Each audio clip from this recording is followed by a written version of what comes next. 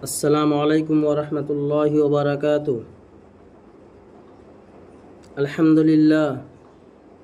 للہ وحدہ والصلاة والسلام علی من لا نبی بعدہ، اما بعد فقد قال اللہ تبارک وتعالی فی القرآن المجید والفرقان الحمید، اعوذ باللہ من الشیطان الرجیم، بسم اللہ الرحمن الرحیم۔ لہ دعوۃ الحق، آمنت باللہ، صدق اللہ مولانا العظیم، وصدق رسولہ النبی الکریم، ونحن علی ذلک من الشاہدین والشاکرین، والحمد للہ رب العالمین۔ سبحانک لا علم لنا الا ما علمتنا انک انت العلیم الحکیم۔ رب اشرح لی صدری ویسر لی امری واحلل عقدۃ من لسانی یفقہوا قولی۔ اللہم صل علی سیدنا مولانا محمد وعلى آل سیدنا مولانا محمد وبارک وسلم۔ حضرات گرامی، بزرگان محترم، عزیز ساتھیوں، میری آج کی تقریر کا موضوع اللہ تبارک و تعالیٰ کی پکار ہے۔ پکار صرف اور صرف اللہ تعالیٰ کا حق ہے، سچی پکار اسی کے لیے خاص ہے، اور بندے کو یہ حق صرف اللہ کی ذات کے لیے ہی مختص کرنا چاہیے۔ انسان کو اپنی روزمرہ کی زندگی میں خوشیاں بھی میسر آتی ہیں اور رنج و غم کے مراحل سے بھی گزرنا پڑتا ہے۔ انسانی فطرت ہے کہ جب اس کو مسرت اور خوشی ملتی ہے، وہ دل ہی دل میں اس ذات باری کا مشکور اور ممنون ہوتا ہے، یعنی ان کا شکریہ ادا کرتا ہے جس نے اس کو خوشی اور مسرت سے نوازا ہوتا ہے۔ اسی طرح جب وہ مشکلات سے دوچار ہوتا ہے، مصائب آتے ہیں، پریشانیاں اسے گھیر لیتی ہیں اور غموں کے پہاڑ اس پر ٹوٹتے ہیں، اس حیرانی اور درماندگی میں وہ ان مصائب اور صدمات سے نجات چاہتا ہے، تو اس مایوسی اور غم کے عالم میں جس بارگاہ اور ذات عالی سے اس کی فریاد رسی اور مشکل کشائی، حاجت روائی ہو سکتی ہے، وہ صرف اور صرف اللہ وحدہ لا شریک کی ذات اقدس ہے۔ اس لیے ایسے سنگین مراحل اور بے بسی اور یاس کے عالم میں انسان کو اپنا دامن امید اسی ذات الہی کے سامنے پھیلانا چاہیے جو اس دامن کو بھر سکے۔ مشکل کشائی اور حاجت روائی کے لیے اسی دربار عالیہ میں گریہ وزاری کرنی چاہیے جو حقیقی داتا ہے۔ اسی ذات بابرکت کو پکارنا چاہیے جو ہر وقت، ہر جگہ، ہر کسی کی ہر زبان میں سنتا بھی ہو، اور بندے کی استدعا اور درخواست اور طلب کو پورا کرنے کی قدرت اور طاقت بھی رکھتا ہو۔ اس وقت جو آیت کریمہ میں نے آپ حضرات کے سامنے تلاوت کی ہے، اس میں اسی مسئلے کو اللہ تعالیٰ نے نہایت جامعیت کے ساتھ بیان فرماتے ہوئے ارشاد فرمایا ہے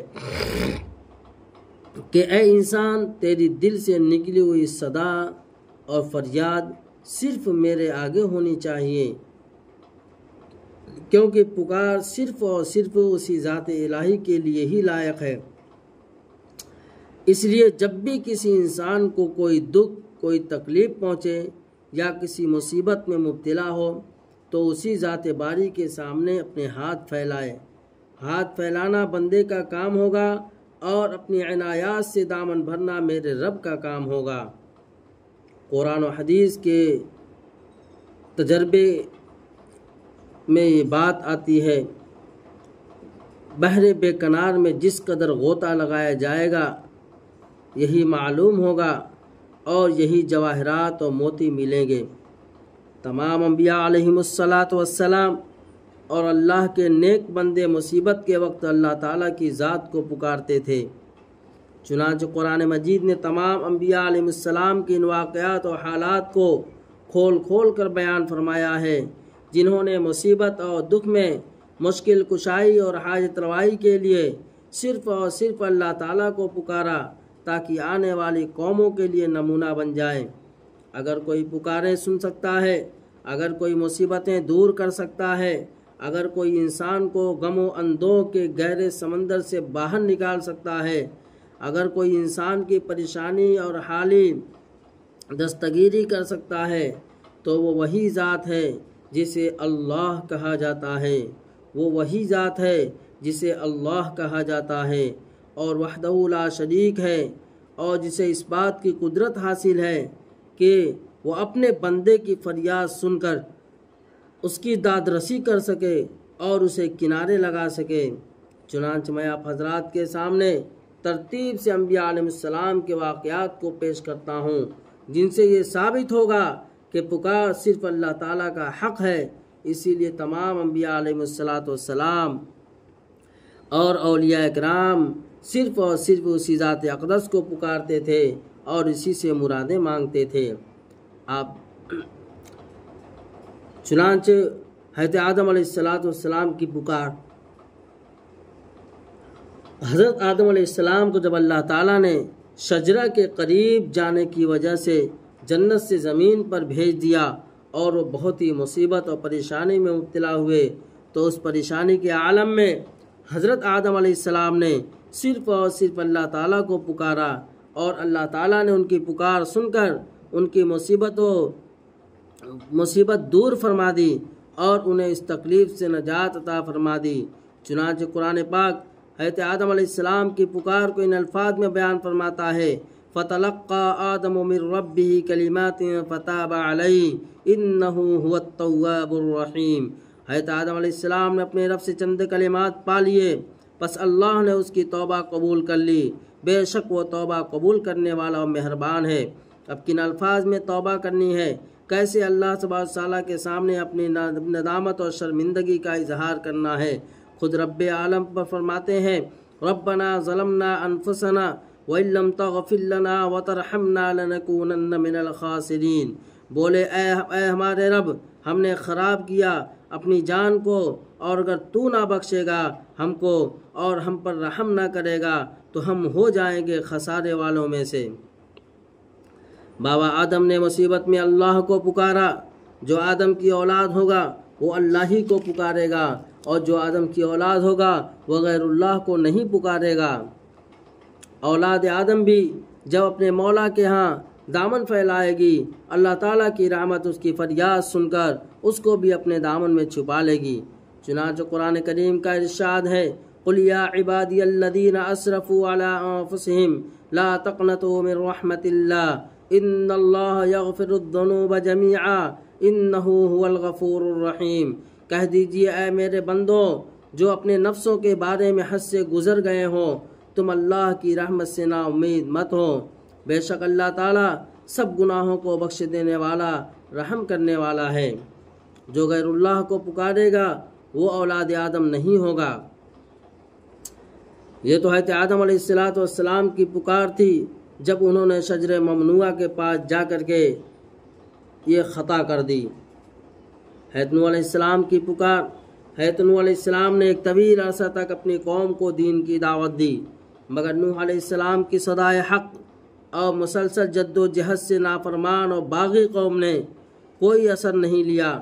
جس پر حضرت نوح علیہ السلام نے اپنے رب کے حضور پکارا اور فریاد کی، جسے قرآن حکیم نے ان الفاظ میں بیان فرمایا، فَدَعَا رَبَّهُ أَنِّي مَغْلُوبٌ فَانتَصِرْ فَفَتَحْنَا أَبْوَابَ السَّمَاءِ بِمَاءٍ مُنْهَمِرٍ وَفَجَّرْنَا الْأَرْضَ عُيُونًا فَالْتَقَى الْمَاءُ عَلَىٰ أَمْرٍ قَدْ قُدِرَ۔ پھر پکارا اپنے رب کو کہ میں دب گیا ہوں، تو بدلہ لے۔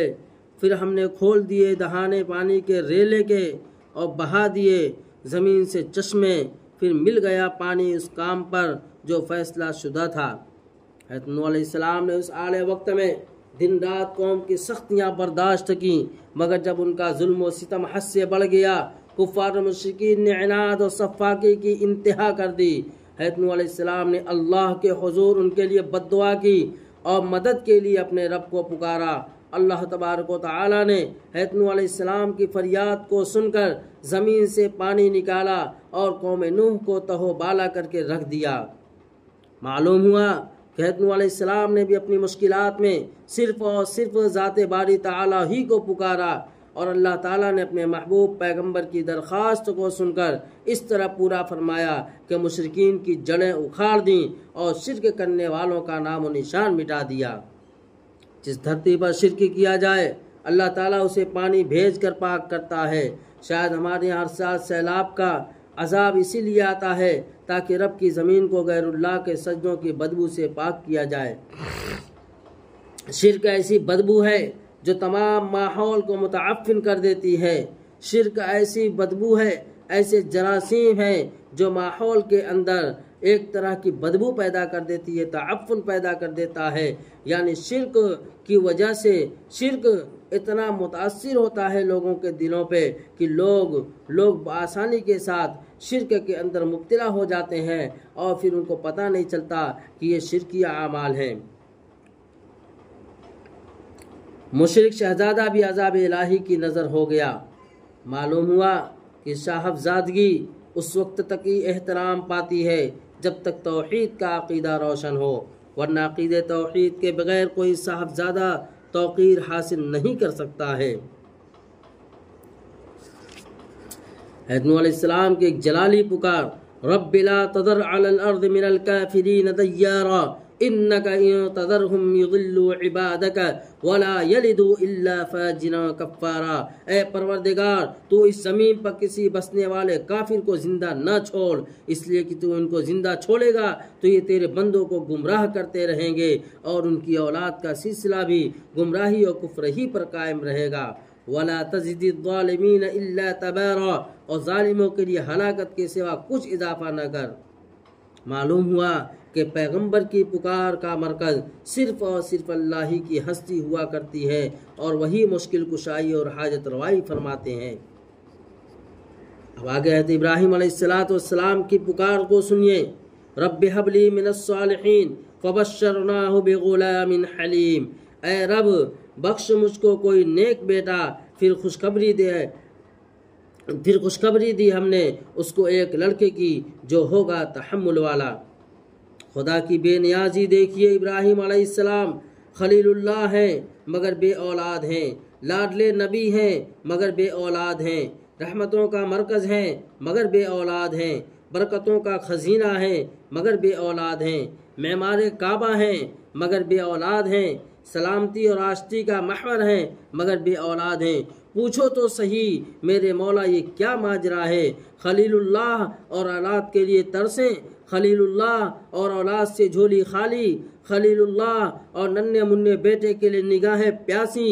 آواز آتی ہے میں صمد ہوں، بے نیاز ہوں، نہ دوں تو زندگی بھر خلیل اللہ کی اولاد کے لیے ترسیں، اور دینے پر آؤں تو بڑھاپے میں جھولی بھر دوں۔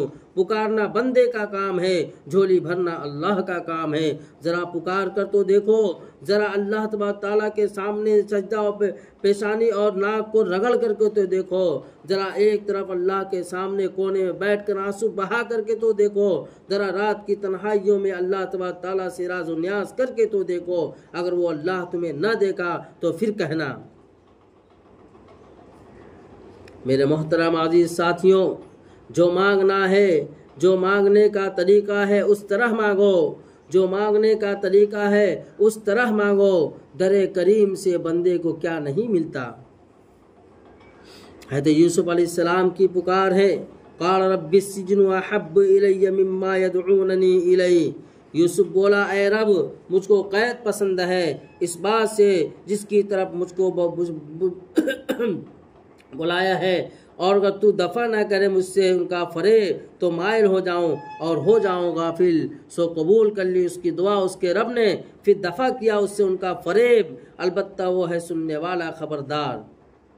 یوسف علیہ السلام کا والد گرامی سے جدا ہونا الگ مصیبت، بھائیوں کا یوسف علیہ السلام کو کنویں میں ڈالنا الگ مصیبت، چند کھوٹے سکوں کے بدلے یوسف علیہ السلام کو بیچنا الگ مصیبت، زلیخا کا دامن یوسف کو داغدار کرنے کا منصوبہ الگ مصیبت، بچے کی شہادت صداقت یوسف کے بعد انہیں دھمکیاں دینا الگ مصیبت۔ اس رنج و غم، مصائب و آلام، دکھ اور صدمات بھری زندگی کے لمحات میں روشنی اور امید کی ایک ہی کرن تھی، وہ تھی خداوند قدوس کی چوکھٹ، وہ تھی اس حقیقی مشکل کشا اور حاجت روائی کی دہلیز۔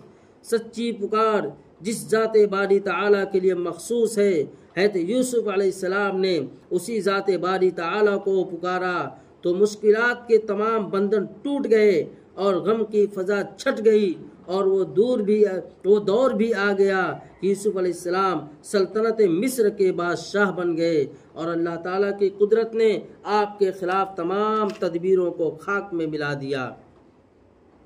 آئیے میں آگے انبیاء علیہ السلام کے واقعات قرآن کی روشنی میں سمجھاتا ہوں۔ حضرت موسیٰ علیہ السلام کی پکار کو سنیے۔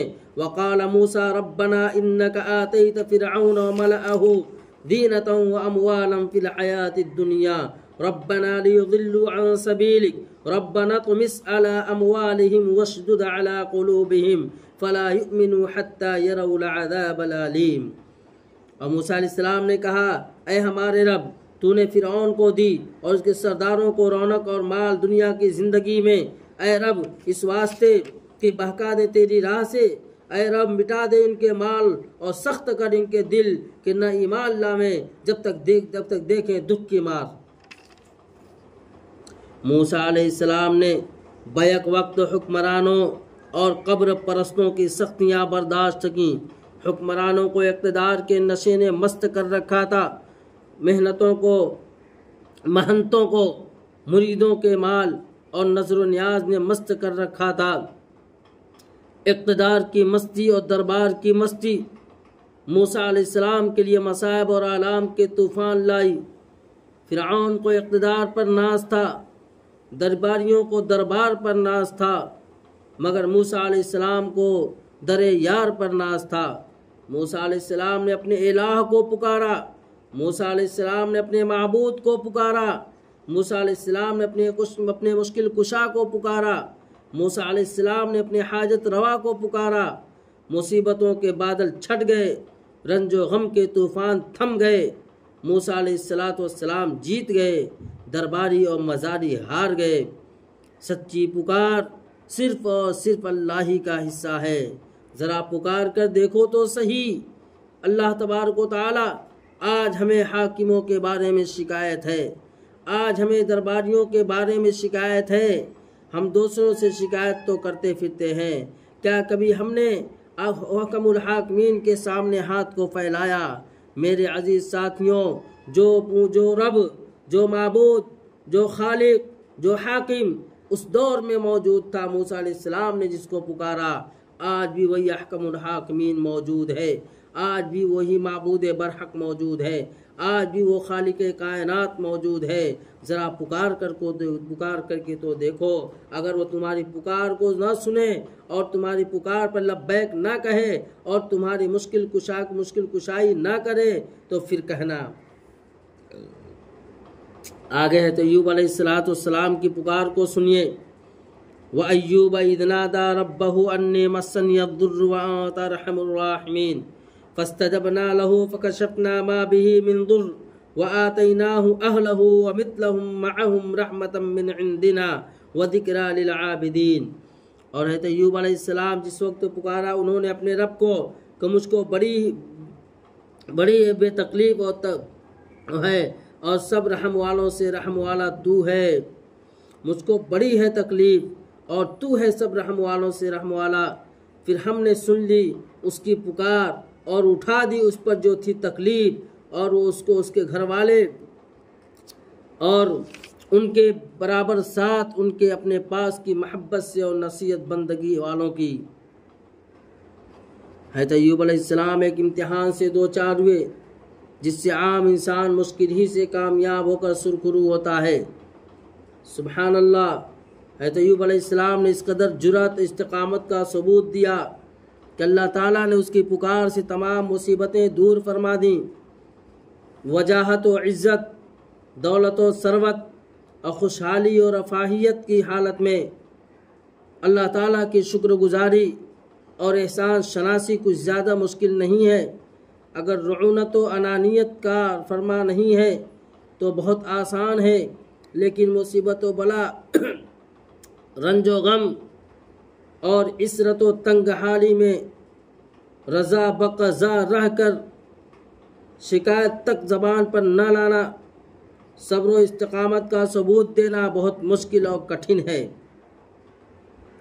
اس لیے جب کوئی خدا کا نیک بندہ اس ضبط حالت میں ضبط و استقلال کا دامن ہاتھ سے نہیں چھوڑتا اور صبر و شکر کا مسلسل مظاہرہ کرتا ہے تو پھر اللہ تعالیٰ کی صفت رحمت بھی جوش میں آ جاتی ہے اور ایسے شخص پر اس کے فضل و کرم کی بارش ہونے لگتی ہے اور وہ اللہ تعالیٰ کے فضل و کرم کا مستحق قرار پاتا ہے اور دین و دنیا میں کامیابی اس کے قدم چومتی ہے۔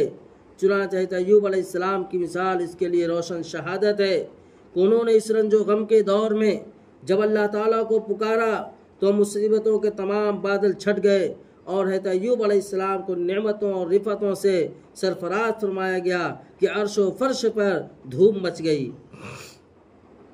فرماتے اللہ رب العزت انسان کو چاہیے کہ کسی حالت میں بھی خدا تعالیٰ کی رحمت سے نا امید نہ ہو اور یہ نہ سمجھے کہ مصیبت و بلا محض گناہوں کی پاداش ہی میں وجود پذیر ہوتی ہے، بلکہ بسا اوقات آزمائش و امتحان بن کر آتی ہے۔ اور صابر و شاکر کے لیے اللہ تبارک تعالیٰ کی آغوش رحمت کھلی رہتی ہے۔ ایک حدیث قدسی میں ہے اللہ تبارک و تعالیٰ اپنے بندوں کو مخاطب کر کے ارشاد فرماتے ہیں انا عند ظن عبدی بی، میں اپنے بندے کے گمان سے قریب ہوں، یعنی بندہ میرے متعلق جس قسم کا گمان اپنے قلب میں رکھتا ہے میں اس کے گمان کو پورا کر دیتا ہوں۔ اب آئیے میں آپ حضرات کو قرآن کی روشنی میں یونس علیہ السلام کی پکار کا تذکرہ کروں گا۔ اللہ کے ایک پیغمبر حضرت یونس علیہ السلام عجیب و غریب امتحان میں مبتلا کیے گئے۔ آپ اپنی قوم پر بد دعا کر کے جلد ہی بستی سے نکل آئے اور وحی الہی کا انتظار نہیں کیا، اس پر انہیں سخت مشکلات کا سامنا کرنا پڑا۔ تفصیلی واقعات کا موقع نہیں ہے۔ حضرت یونس علیہ السلام بستی سے نکل کر دریا کے کنارے پر ایک کشتی میں سوار ہوئے۔ تھوڑی دیر کے بعد کشتی دریا کے درمیان ہچکولے کھانے لگی۔ اب قرآن اندازی کے ذریعے حضرت یونس علیہ السلام کو کشتی کے ڈوبنے کا ذمہ دار ٹھہرایا گیا۔ چنانچہ آپ کو تمام سواروں نے اٹھا کر دریا میں پھینک دیا۔ وہاں آپ ایک مچھلی کے منہ میں چلے گئے۔ اب دیکھیے فی ظلمات ثلاث کے مطابق پانی پیٹ اور رات کے 3 اندھیروں میں حضرت یونس علیہ السلام نے ایک ہی خالق حقیقی اور قادر مطلق کو جس طرح پکارا اور اسی خدا کے سامنے جس طرح گریہ و زاری کی وہ قرآن کے ٹیپ ریکارڈ میں اس طرح مذکور ہے وَظَنُّونَ إِذْ ذَهَبَ مُغَاضِبًا فَظَنَّ أَن لَّن نَّقْدِرَ عَلَيْهِ فَنَادَىٰ فِي الظُّلُمَاتِ أَن لَّا إِلَٰهَ إِلَّا أَنتَ سُبْحَانَكَ إِنِّي كُنتُ مِنَ الظَّالِمِينَ۔ قرآن نے دوسری جگہ اس پکار کی اہمیت کا تذکرہ یوں کیا ہے فَلَوْلَا أَنَّهُ كَانَ مِنَ الْمُسَبِّحِينَ لَلَبِثَ فِي بَطْنِهِ إِلَىٰ يَوْمِ يُبْعَثُونَ۔ پھر اللہ تبارک تعالیٰ نے اس دعا کی برکت سے، اس پکار کی برکت سے، اس آہوزاری کی برکت سے اللہ رب العزت نے انہیں مچھلی سے دوبارہ نجات حاصل فرمائی۔ آئیے میں آپ حضرات کو حضرت داؤد علیہ السلام کی پکار کا تذکرہ قرآن کی روشنی میں کرتا ہوں۔ وَظَنَّ دَاؤُودُ أَنَّمَا فَتَنَّاهُ فَاسْتَغْفَرَ رَبَّهُ وَخَرَّ رَاكِعًا وَأَنَابَ فَغَفَرْنَا لَهُ ذَلِكَ وَإِنَّ لَهُ عِندَنَا لَزُلْفَىٰ وَحُسْنَ مَآبٍ۔ اور خیال میں آیا داؤد کے ہم نے اس کو جانچا، پھر مغفرت طلب کرنے لگا اپنے رب سے اور گرا جھک کر اور رجوع ہوا، پھر ہم نے معاف کر دیا اس کو، وہ کام اور اس کا مرتبہ ہے ہمارے پاس اور ٹھکانہ۔ حضرت داؤد علیہ السلام کے امتحان اور مصیبت کا مفسرین نے نہایت شر و بست سے تذکرہ فرمایا ہے جس کا تذکرہ یہاں مقصود نہیں ہے۔ مقصود صرف اس قدر ہے کہ حضرت داؤد علیہ السلام اس امتحان میں جب مبتلا ہوئے تو آپ نے اللہ تعالیٰ کے حضور نہایت انابت سے درخواست دی اور اس کی ذات کو مشکل کے وقت پکارا۔ اللہ تبارک و تعالیٰ نے آپ کی حاجت روائی فرما کر آپ کو سربلند اور سرفراز کر دیا۔ اب ایک ایسے نبی کا تذکرہ جس کو اللہ تبارک و تعالیٰ نے دنیا کی ہر سلطنت عطا فرمائی تھی، دنیا کی ہر چیز پہ ان کو حکمرانی حاصل تھی، اور وہ ہیں تھے سلیمان علیہ السلام۔ وَلَقَدْ فَتَنَّا سُلَيْمَانَ وَأَلْقَيْنَا عَلَى كُرْسِيِّهِ جَسَدًا ثُمَّ أَنَابَ وَقَالَ رَبِّ اغْفِرْ لِي وَهَبْ لِي مُلْكًا لَّا يَنبَغِي لِأَحَدٍ مِّن بَعْدِي إِنَّكَ أَنتَ الْوَهَّابُ۔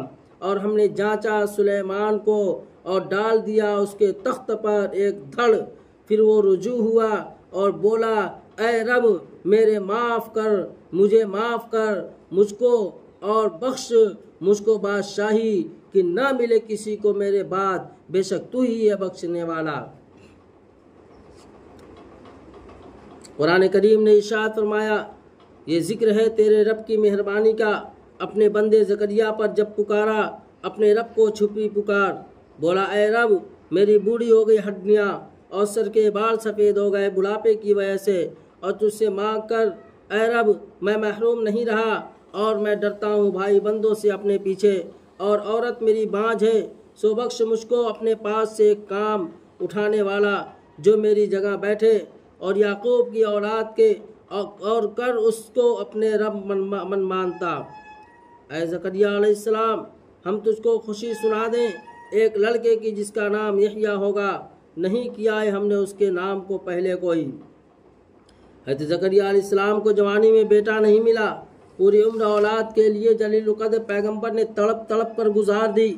بڑھاپے میں آہستہ آہستہ اللہ تعالیٰ سے بیٹے کی درخواست کی تاکہ ہمسائے سن کر مذاق نہ کریں، مگر زکریا علیہ السلام کی پکار سے رحمت خداوندی جوش میں آ گئی، کیونکہ جو خدا بی بی مریم کو بغیر موسم کے میوے دے سکتا تھا، وہی خدا زکریا علیہ السلام کو بڑھاپے میں اولاد بھی دے سکتا تھا۔ جب مخلوق کے تمام دروازے بند ہو گئے تو خالق حقیقی کا دروازہ کھل گیا، بشارت دی کہ بیٹا تیرا ہوگا، نبی میرا ہوگا، نام بھی عرش سے ملا، مقام بھی عرش سے ملا۔ آپ نے دیکھا تمام انبیاء مشکلات، مصائب اور حادثات و لوائب میں اپنے سے پہلے گزرے ہوئے کسی پیغمبر کو نہیں پکارا، کسی برگزیدہ نبی کی دعا ہی نہیں دی، کسی مقرب پیغمبر کو نہیں بلایا۔ اب دیکھیے انسانیت کے سب سے بڑے رہبر اور تمام انبیاء علیہ السلام کے سردار، سید الاولین والآخرین، خاتم النبیین، احمد مجتبیٰ، محمد مصطفیٰ، جناب محمد الرسول اللہ صلی اللہ علیہ وسلم نے سخت سے سخت پریشانی میں اور مشکل میں کسی کے سامنے گریو زاری کی، کسے حقیقی ملجا و ماوا قرار دیا، کس کو دکھ میں یاد کیا۔ خاتم الانبیاء کی پکار کو سنیے۔ اسلام میں جنگ بدر کا مقام ایک تاریخ ساز اور انقلاب انگیز دور کی حیثیت سے یاد رکھا گیا ہے۔ مسلمان بے سر و سامانی کے عالم میں صرف 313 تھے۔ رمضان کا مہینہ، دھوپ کی تیزی اور مفلسی اور غربت کا سما، مگر چہروں پر بشاشت، آنکھوں میں نور اور دل توحید خداوندی کے نشے سے سرشار۔ صفیں بدھ گئی، ایک طرف رحمان والے، دوسری طرف شیطان والے، ایک طرف خدائے وحدہ لا شریک کے پجاری اور دوسری طرف لات و عزا اور من دون اللہ کے شکاری۔ پیغمبر خدا اس عظیم میدان جنگ میں ایک عریش میں خدا کے حضور سربر سجود۔ حضرت آدم کو کس کو پکارا اس وقت؟ حضرت آدم کو، حضرت نوح کو، حضرت ابراہیم کو، حضرت اسماعیل کو، حضرت موسیٰ کو، حضرت عیسیٰ کو؟ نہیں، ہرگز نہیں۔ آئیے عالم وجد میں بخاری و مسلم کے ذریعے حضرت عمر رضی اللہ تعالیٰ عنہ سے پوچھیں کہ میدان بدر میں حضور سرور کائنات صلی اللہ علیہ وسلم نے کس کو پکارا؟ تو حضرت عمر رضی اللہ تعالیٰ عنہ حضور کی دعا سناتے ہیں، اللہم ان تہلک هذه العصابہ من اہل الاسلام لا تعبد فی الارض۔ اے اللہ اگر مسلمانوں کی یہ جماعت ہلاک ہو گئی تو پھر زمین پر تیری پرستش نہیں ہوگی۔ دیر تک ہاتھ پھیلائے یہی دعا فرماتے رہے۔ اسی حالت میں چادر مبارک دوش مبارک سے گر پڑی۔ ابو بکر صدیق رضی اللہ تعالیٰ عنہ نے چادر مبارک اٹھا کر دوش مبارک پر ڈال دی اور آپ کی کمر سے لپٹ کر عرض کیا، حسبک فقد الححت علی ربک۔ حضور آپ نے اپنے رب کے حضور الہا و زاری کی انتہا کر دی، پس پھر کیا تھا، فتح و نصرت کا دروازہ کھل گیا، مسلمانوں کی وہ تاریخی فتح ہوئی کہ آج تک قرآن کے الفاظ پوری دنیا میں گونج رہے ہیں۔ وَلَقَدْ نَصَرَكُمُ اللَّهُ بِبَدْرٍ وَأَنْتُمْ أَذِلَّةٌ وَلَقَدْ نَصَرَكُمُ اللَّهُ بِبَدْرٍ وَأَنْتُمْ أَذِلَّةٌ۔ دیکھیے اللہ تبارک و تعالیٰ کی ذات پہ استقامت رکھنے والوں کی نصرت و مدد کا کیا عالم ہے کہ بے سر و سامانی کے عالم میں اللہ کو پکارا، اللہ کو حاجت روا مانا، اللہ کو مشکل کشا مانا، اللہ کو مددگار مانا، اللہ تبارک و تعالیٰ نے ان کی کیسے مدد فرمائی ہے۔ بدر کی فتح حضور کے آنسوؤں نے خریدی، حضور رب کے حضور سوز و پکار رنگ لے آئی، کفر میدان ہار گیا، محمد الرسول اللہ سرفراز ہو گئے۔ حدیث میں آتا ہے سرکار دو عالم صلی اللہ علیہ وسلم کو جب کوئی پریشانی لاحق ہوتی تو آپ ان الفاظ میں اللہ کے حضور فریاد کرتے، یا حی یا قیوم برحمتک استغیث، یا حی یا قیوم برحمتک استغیث۔ یہاں حضور پاک صلی اللہ علیہ وسلم کی اس اثر انگیز دعا کے چند الفاظ دہرائے جائیں جن کا ایک ایک لفظ خدائے بارگاہ کے حضور آپ کی پکار، تزلزل، عاجزی اور گریہ وزاری کا شاہکار ہے۔ انسان حیران ہوتا ہے کہ دنیا کا سب سے بڑا رسول اور ہستی دہر کا سردار ہی اگر خدا کے حضور اپنی پکار اس انداز سے کرتا ہے تو کیا وجہ ہے کہ آج کا انسان ہر دکھ میں خدا کو کیوں کرنا پکارے۔ اللہم انکا تسمع کلامی وترى مکانی وتعلم سری وعلانیتی ولا یخفى علیک شیء من امری۔ اے اللہ، بلا شبہ تو میری کلام کو سنتا ہے، تو میری جگہ کو دیکھتا ہے، تو میرے ظاہر و باطن کو جانتا ہے، تجھ پر میرا کوئی امر مخفی نہیں۔ میں محتاج، فقیر اور ڈرنے والا ہوں اور اپنے گناہوں کا اقرار کرتا ہوں اور تجھ سے مسکینوں والا سوال کرتا ہوں اور تجھ سے دعا کرتا ہوں بے مثل خوف زدہ کے۔ حضرات گرامی، آپ حضرات نے سنا حضور نبی کریم علیہ السلام نے کن الفاظ میں، کس درد بھرے الفاظ میں اللہ تبارک و تعالیٰ کو پکارا ہے۔ ذرا اللہ کو پکار کر تو دیکھو۔ میرے محترم عزیز ساتھیوں، تقریباً 10 انبیاء کرام علیہ السلام کی پکار جو خداوند قدوس نے قرآن مجید میں ریکارڈ کی ہے وہ میں نے آپ حضرات کو قرآن حکیم کے درخشندہ سپاروں سے سنائی ہے، جس سے معلوم ہوتا ہے کہ لہو دعوت الحق، سچی پکار صرف اور صرف اللہ تعالیٰ کے لیے ہے۔ اسی لیے جب بھی کسی اللہ کے پیغمبر کو مشکلات کا سامنا کرنا پڑا تو اللہ تعالیٰ نے انبیاء علیہ السلام کی دستگیری فرمائی اور ان کو مصائب و آلام سے نجات عطا فرما کر سرفراز سربلند فرمایا۔ لہٰذا تمام مسلمانوں سے درخواست ہے کہ آپ بھی اپنی تکلیفوں اور پریشانیوں میں اللہ تعالیٰ ہی کو پکاریں، وہی سب کا مشکل کشا اور حاجت روا ہے۔ جو مانگنے کا طریقہ ہے اسی طریقے سے مانگو، جو مانگنے کا طریقہ ہے اسی طریقے سے مانگو، در کریم سے بندے کو کیا نہیں ملتا۔ وما علینا الا البلاغ۔ اللہ تبارک و تعالی ہمیں ان سب باتوں پہ عمل کی توفیق عطا فرمائے۔ وآخر دعوانا الحمد للہ رب العالمین۔